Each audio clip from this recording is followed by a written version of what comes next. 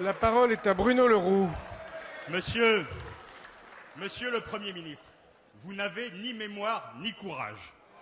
Et vous venez de mentir aux Français pour vous donner ce semblant de courage et pour susciter des applaudissements qui sont non mérités. Le 23 juin 1992, pour le traité de Maastricht, vous n'avez pas eu le courage, malgré ce que vous dites, de voter contre. Vous avez simplement eu le courage de ne pas participer au vote et vous venez aujourd'hui nous donner des leçons. Nous avons le procès-verbal de la séance ici à disposition des Français et nous vous prenons une nouvelle fois en flagrant délit de soumission, de reniement et de mensonge aux Français. Mensonge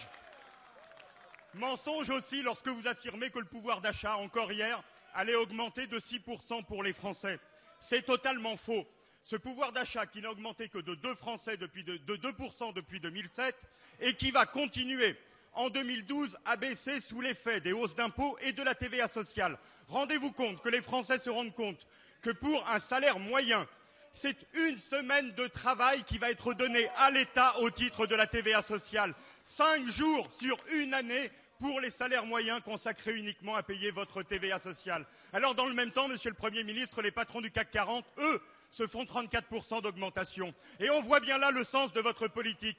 Toujours l'austérité pour les Européens, toujours l'austérité pour les Français, toujours l'austérité pour les classes moyennes et les classes populaires, et toujours plus pour les patrons et les plus privilégiés dans notre société. Alors, Monsieur le Premier ministre, allez-vous cesser, enfin, de mentir aux Français?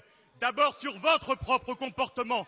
Vous avez ajouté aujourd'hui l'indignité à la soumission dans cet hémicycle. Et enfin, sur la question du pouvoir d'achat, allez-vous enfin dire la vérité? En 2012, une fois de plus, c'est les Français qui devront payer votre facture.